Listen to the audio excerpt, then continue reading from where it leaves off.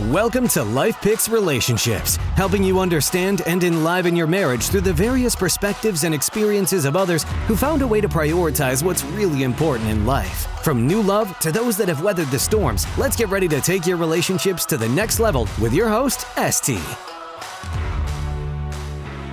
Hey Life Pixers, hope you're having an awesome day and crushing whatever you are doing today. Today we've got another couple. Yay! Now this couple is really extraordinary. They've been married for 23 years, are madly in love, and are taking their relationship to the next level even today. They've worked really hard on it. They went through a lot. They've got 6 kids, both biological and adopted, and they are crushing it. Audrey and Nate O'Brien, thank you so much for being here. And by the way, guys, Audrey does this coolest thing by teaching people how to harness their power of breath. You can go and find out more about it at thebreathingco.com. Audrey and Nate, I am so excited to be talking with you. You want to start by telling us how you guys met? Ooh. On a blind date.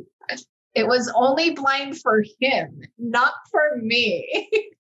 Really? Yeah. I guess, yeah. It was not blind for me. It was only blind for you. Blind for me. So when I was around 12 years old, I was watching my brother play soccer. And on an adjacent field, Nate and his friends were also playing soccer. And this was my little brother I was watching. And so I was a little bit more interested in the older boys playing soccer. And I just magnetized him. And I was 12, so I wasn't like super boy crazy at this point. But there was just something about him that was really impactful for me. And I was sitting with a group of girls, and I asked one of them if they knew who he was. And I remember she said to me, yeah, that's Nate O'Brien. You don't know who that is? Like a sort of everyone knows who that is. And I remember. Yeah, did everyone know who you were? Yeah. She's not wrong. Like he was a really prominent athlete in the community, in the town that we were both living in. And so pretty much everyone did know him except for me, apparently. And I went home and wrote his name down. We did not meet for like 6 more years. No interaction, did not ever meet for 6 years. And we only met because my friend was dating one of his friends, and they were trying to set us up on a blind date. And I was like, I don't do blind dates. And I'm also dating like 5 people right now. So let's just, no, but who is it? Like I asked, but who is it? And she said his name. And I knew that I would regret not going. So I said, okay, I'll go. But I had an understanding of who I was going with, because even though we had not met, I had followed his athletic career. And so I kind of knew who I was going on a date with, but he had no idea who he was going on a date with. So what was it like to go on a blind date? For me, I don't know. It wasn't like I actually kind of like blind dates. I think they're kind of fun, just kind of meeting somebody. Oh, so you did it a lot before? I had been on a few other ones, but it can be kind of fun just because you don't like have any preconceived notions about that person, right? Especially if somebody you like in a group or whatever. So I had no clue what was going to happen or how she was. Anyhow, it went pretty well. So pretty well. What's it? 23 years now? 23 years and 6 kids. 6 kids. Wow. Now I know some of your kids are biological and some of them are adopted. How is it different in like parenting them and your relationship with them? Obviously, right, you consider them your own kids, but is there some sort of difference? How do you make sure kids don't feel different, etc.? Oh, they feel different no matter what. So that's the reality, is that I think they feel different no matter what. And like I've been really emotional about we only have one adopted child, and I've been a little bit more emotional around him than I have about my other kids right now. But that just like comes and goes in waves, and what we're experiencing with each kid, they're all really unique and individual human beings. And I don't know, we haven't really run into a, like, you love that kid more because they're biological, or you love that kid more because they're not biological problem. It's more like you love that kid more because he or she did this. Yeah, like in every family. Yeah. So, I think so. I think there's some unique challenges. So we didn't really have him come into our lives till he was older. As a teenager. Yeah. So it was, so like really old, not just like 8 years old. Yeah. Exactly. So, which can be kind of a little different in just the sense most people think adoption, they think like birth or, like you said, younger age. So that can be a little bit more challenging just because you're dealing with a history that the kid's coming with, not just the history of their genetics and maybe what they've inherited there, but a history of like the whole first, part of their life and everything they went through. I'm sure there's like a lot to work through. And yeah. So there's been some special circumstances for sure with that child. So how did this process affect your own relationship? If anything, it enhanced it. Yeah. Because I think when you open your home and your heart to somebody that you weren't planning on or you weren't expecting to be part of your life, it's really a team effort. Like it wasn't like, we didn't pursue adoption. Yeah. We weren't looking to adopt. And so, am I allowed to ask how it happened? Just kind of fell on our laps, really. Just that, kind of out of need at the time for him. And it's just, he just kind of needed a family, really. And so. But I also think it mirrored for both of us, maybe more for Nate than me, mirrored some of his own childhood wounds of not having a father, of just a lot of the stuff. They have a lot in common, this child of ours and Nate. And so I think in part of how it enhanced our relationship is because I was experiencing really similar things from a parental's perspective. It's just a different perspective of seeing my husband more clearly and the consequences of some of those wounds. So I actually think it really brought our family together. And really, we didn't go through any difficulties of integration. Like our other children really embraced him. We didn't have our two youngest yet, but the other three, in fact, it was really them that he was feeling so unsafe in his existence and in his circumstances. I think that it was easier for him to connect with our kids at first than it was with us. And so the integration was really beautiful. And it really showed us our ability to help him heal, and also in doing so, help ourselves heal as well. Yeah. Like you said, the part of seeing your husband from a different perspective. For you, Nate, did you feel that he brought out other parts in you? I guess I was able to see some of my distrust in men, right? Because my father abandoned me, and so his father abandoned him. I guess I saw it from a different lens. I saw it almost through his eyes, and I was like, oh, wow, this is what I have felt and acted or needed in my life at some point. And so I think by seeing it kind of through his eyes, and then I see the importance of fathers in children's lives, male, female, just as much female as male. And then, I still see it in him, not decisions he makes or things that he does or how he reacts a certain way. Like, dang, do I do that too? And you do, and I do it to my own degree.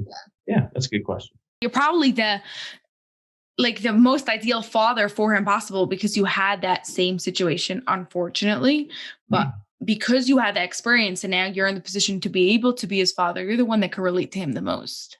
Yeah, I can probably I know what to say and not to say, because I know I would, anyhow, how I would feel, or what I would be looking for in an answer, or, well, the relationship, what kind of a relationship I want, because ultimately, I guess I don't trust them then too. I have like a trust issue. Well, makes sense. Yeah.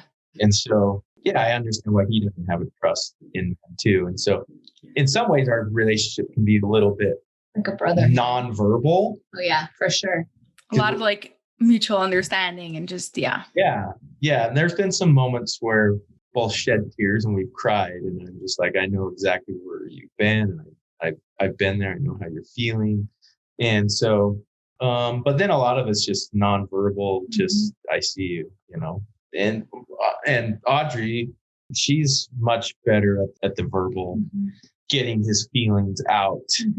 And that kind of extracting expression that comes from my like coaching background and my extensive study of behavioral science. And I also have a father wound. Like my father left my mom in the early years of my life, but it's different as a woman, as a mother. It's, and there's a capacity to understand it, but not quite like Nate can.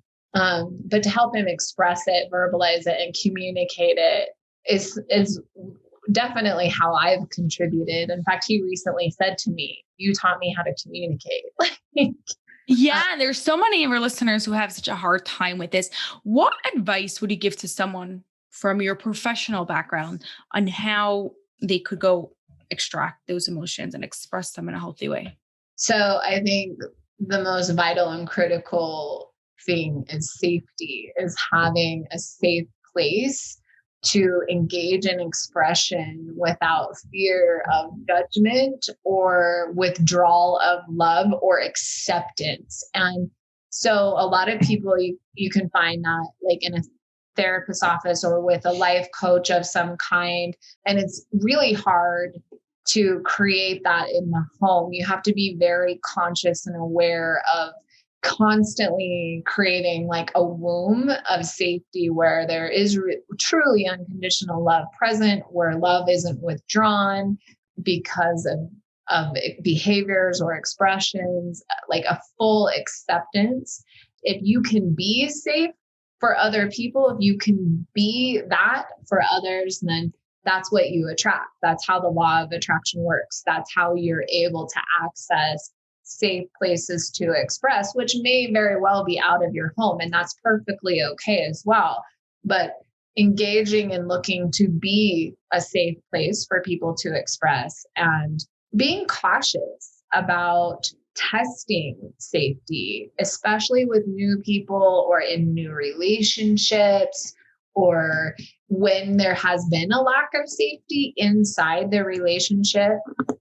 Moving into cultivating and curating safety in the relationship in a like very gradual way, I think is really important. So it's safety. I think safety is the factor. It's not like how it's expressed or what to say. We get so hung up on what say this word, don't say that, and like no, it's just it's the energy that you're holding for someone to express and is safe, then there will be successful expression.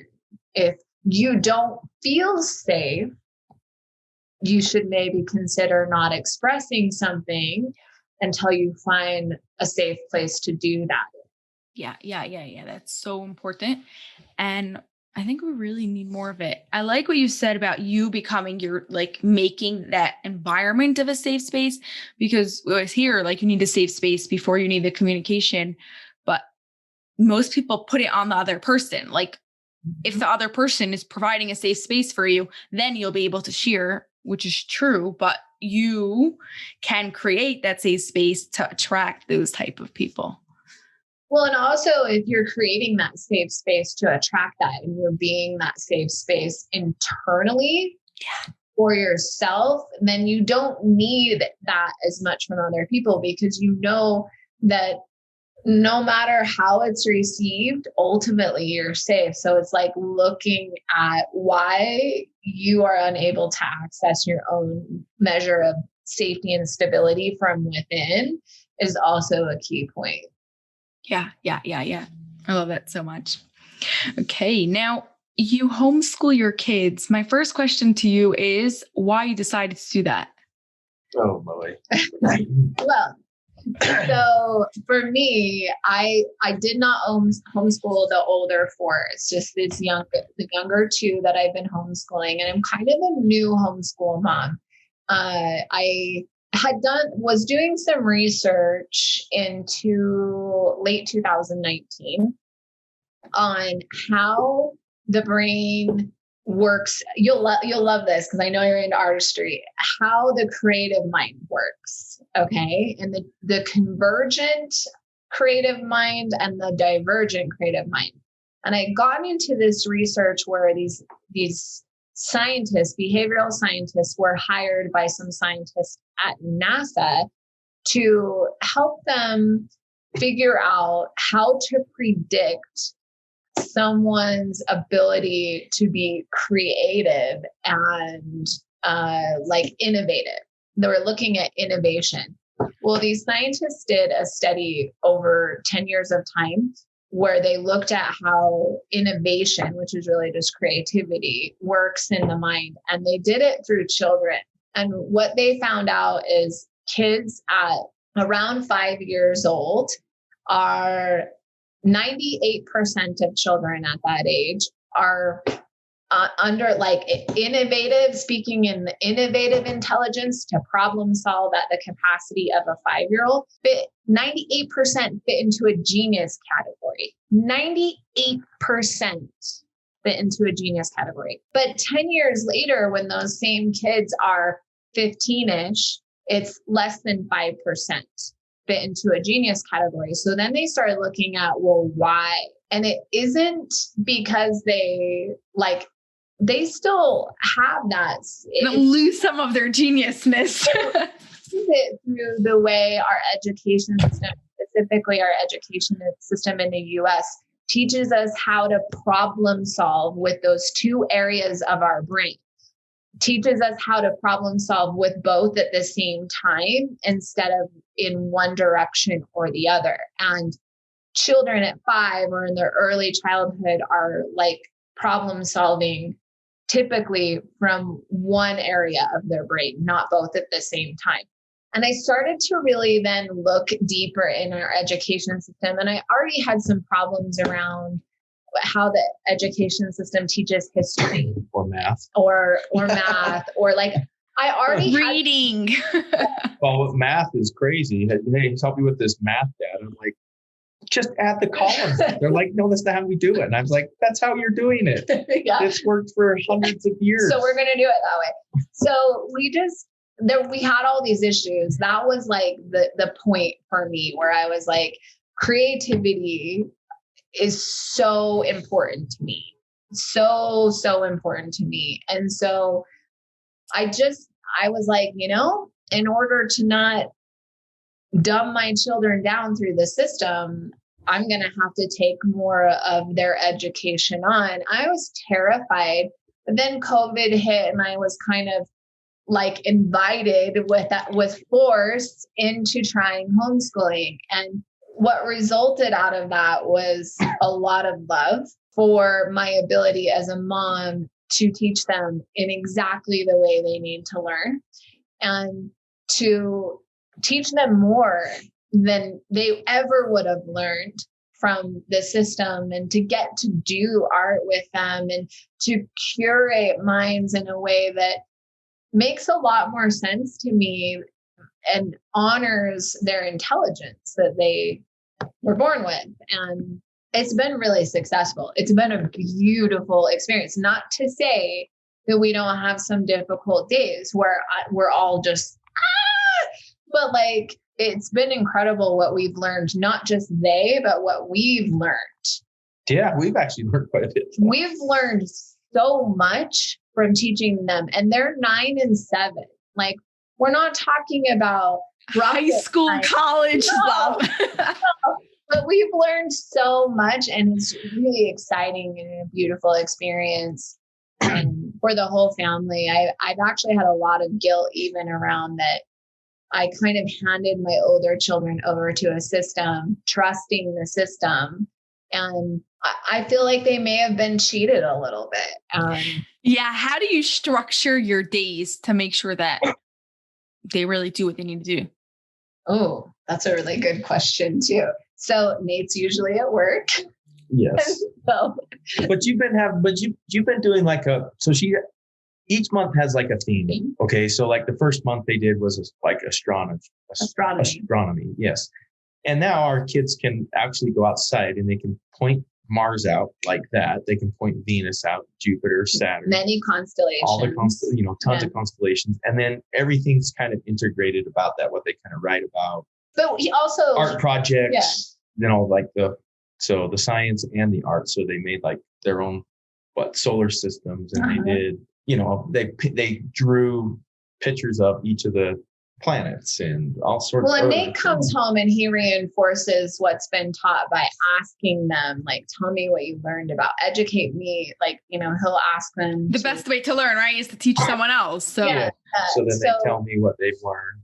That's how he participates in it. And that's a really great help to me, because then I know it's really getting in their minds. Right. But so I have my own morning routine before I begin to engage with them. I'm really dedicated to my own meditation practice and some of my own time. And then it's like kind of a schedule of eating. We do yoga together. They have a breathwork meditation practice that I engage with them in, followed up by a journaling time, which is usually for them.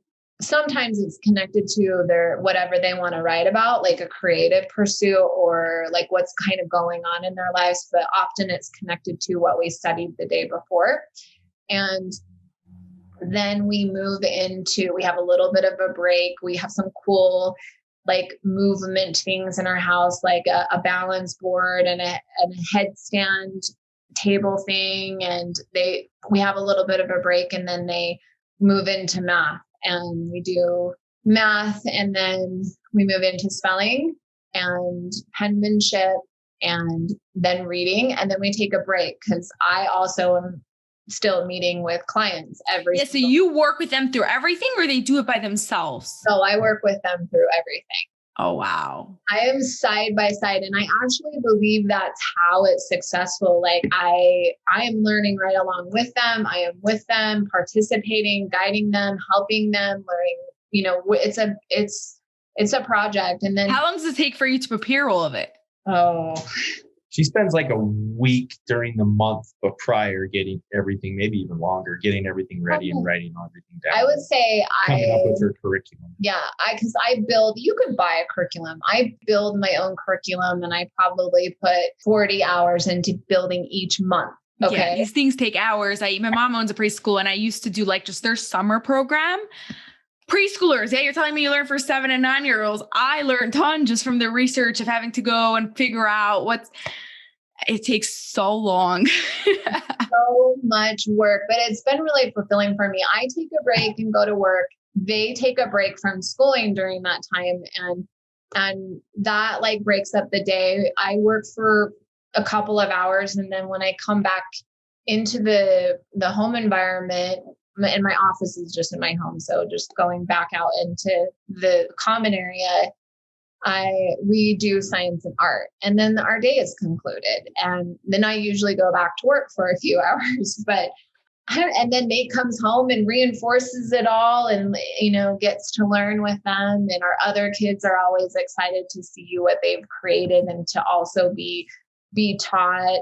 And like a great example of this was in November, I really focused heavily on what I wanted them to know about like the story of the US, the Thanksgiving story, was continually inviting them to share that version of things with people. And so it's definitely a family experience for sure. I love it. Do you ever get fed up of them? Like, I just need space. Yes. every day we need a break from one another. And that's why I love that we break up the day. Yes, all the time we need a break. And then Nate comes home and has to go and deal with you and the kids.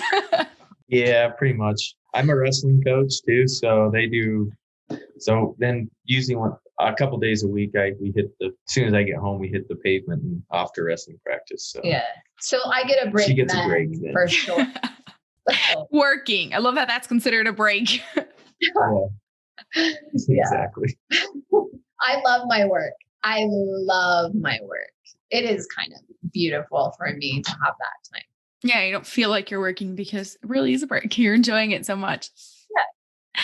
Okay, now you've also mentioned that in the past you had some relationship issues, and now from what I'm talking about, obviously everyone has their things that come up, but doesn't sound like major anything going on there. What was it in the past and how were you able to get through it?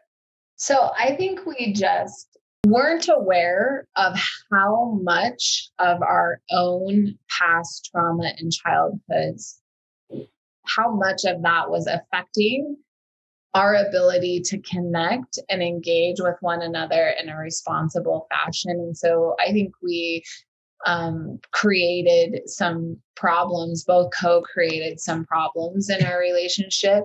And you can get by a long time without addressing some of that stuff, but it eventually catches up. It caught up to us in around the 15 to 17 year mark. Things got kind of rough, and there were a number 17 to 18, you said? 15 to 17 years. That was our roughest period of time, was that 15 years. Usually like it happens 7 to 8. So it's quite surprising that it happened that much down the line. Yeah, no, it did happen. And not to say that we didn't have rough moments up to that point. We absolutely did. But that was just a really gritty period of time. And both of us, I think, had engaged in some behaviors that are difficult for us to look at individually and together as a couple. And it's also when we initially decided that we needed to maybe go to therapy, really start unpacking what was going on between us and why we were so unable to receive the love of the other individual. So receiving and releasing love was not working well at that point at all. I mean, we were very disconnected at that point and in a lot of pain, both individually and reacting from that place of pain. And we had to kind of face our past and do some individual work and change how we were engaging with one another a lot. Yeah. I just think, I guess you always think you can just kind of run from your past or your problems. And not like we had bad past or anything. It's just like, No. Speak for yourself. Well, like the trauma, I mean, like we weren't like in jail or no. But there was like abandonment wounds, but we both come from broken homes. Everyone has their baggage, no matter what. You could have the most beautiful family with the most amazing parents. There's going to be something that's going to... Yeah, exactly. And so I think, and maybe that's why divorce rates are so high, because people we basically got to that crossroad. What do we do? Are we done? Yeah. Do we still love each other? And what are we doing? And so when we really came to the crossroad. And then what was so beautiful about the experience is I think we ultimately saw how much we actually love each other. Oh, yeah, for sure. And that we needed each other and that we were both wanting and desiring the exact same things from each other. We just didn't know how to communicate it. And we were in so much, stuff bubbled to the surface from our pasts. And anyhow, just through some time and healing, we were able to... A lot of conscious conversation, a lot of honest conversation. Maybe we were not it's not like we were lying to one another as much as we just weren't being super honest about how we were individually feeling and experiencing one another. And it was a learning process that we went through. It was really beautiful. What would you tell to someone who hasn't yet hit their 15-year mark or before they get to this phase? What should they do to make sure, prevent or help themselves before this happens? So I think it comes at different times for different people. So I don't think you can target a specific year. People do talk about the 7-year itch, right? some people really struggle in the first year, or it's kind of all over the map. But I think the one thing that I wish would have occurred was that we would have gotten some outside help, and like that safety piece that I talked about earlier. We really didn't know at the time how to be safe for one another or for ourselves, and expression of what we were feeling. And so getting with someone who can teach you about that, about how to curate and cultivate that, I think is really important. Or I know like we have some adult children. Our oldest is 25. And so our 4 older kids are essentially all adults. So for us, it's now, how can we educate them and practice with them the skill sets of being in conscious relationships, so that they're going into a relationship with a foundation of having safe communication, safe and honest communication. So if you don't already have that, finding it now, no matter what your relationship status is. Yeah. Okay. Yeah. He's going to back us up. We should back up just one second. Okay. Just before we get down the rabbit hole too far. I just want to say that I think, especially for men, it's very hard to seek help or to ask, right? Because men don't want to show weakness. Sorry, I don't like to. She actually wanted to go to therapy probably long before I did, right? Because we got this, we can fix this, right? And so, because that's such a masculine thing, I can fix it. I can make this work. But ultimately having somebody to listen and to hear and to help you understand what that other person is saying, and help that other person understand what she's saying and what I'm saying, and just kind of helped it all mediate a little mesh bit together. And then you're like, oh, she's not my mortal enemy. She actually loves me. She just doesn't know how to express it. And I don't know how to express what I'm feeling and let her know that it's not because I am not loving her. It's because I'm looking for more love, and I need her support in this. And anyhow, it's just, I think, especially for the man, any man who listen to this, you're not, it's not weakness. You're not turning in your man card at all. Yes. It's actually very, I would say to your wife, very sexy, right? Maybe going to like therapy. Yeah, it is very sexy. Because women are really quick to be like, hey, we need to go see somebody. We need to talk this out. Mm-hmm. It's a natural thing for a woman. Most women, I shouldn't say all, but to do. And there probably are men that are fine with that too. But most of the men I know would be like, oh my gosh, no way. I'm going to have some lady or some guy tell me what I'm doing wrong or what I'm doing. Nobody wants to hear that. But it was a completely different experience than what I thought it was going to be. But speaking to what he just described around like the communication barrier going on, a lot of the inability to receive his love or release love to him was through my lens of unworthiness, which came from my childhood and his as well. And so when you get stuck in that belief and that narrative that you don't belong, or you're not worthy, or that you're being rejected or not accepted fully, everything that comes out of the other individual's mouth sounds like rejection, even when it's not. And so having someone saying, no, that's not what you think it is. What he said isn't what you're thinking it is. What she said isn't what you're thinking it is. And getting really clear about what's releasing and what's receiving is so powerful.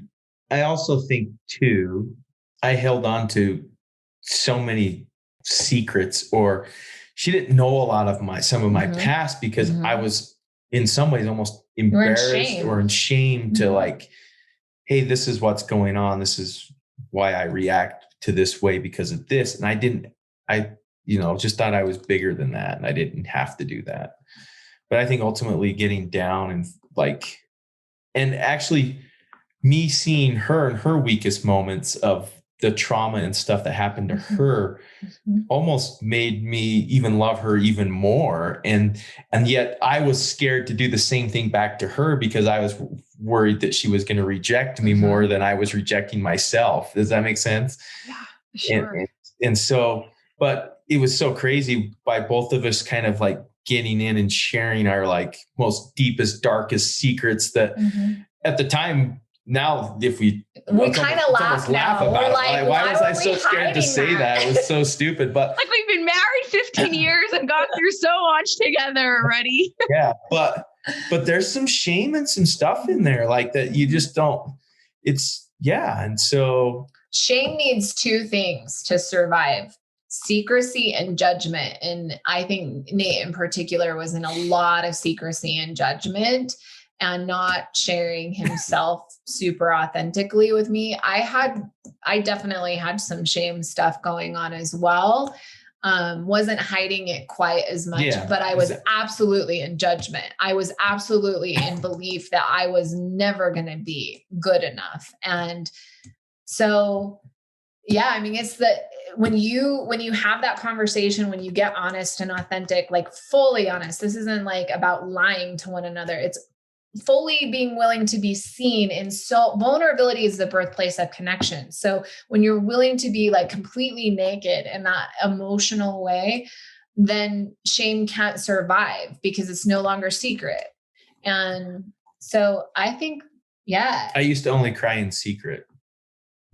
And now I cry in front of her and I still feel dumb and still hard for him. Still hard, but it happens. Yeah, but then like you said earlier, then you could go and cry with your son.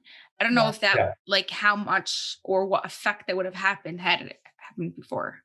Yeah. And our kids, we had all 6 of our kids when we went through that period of time.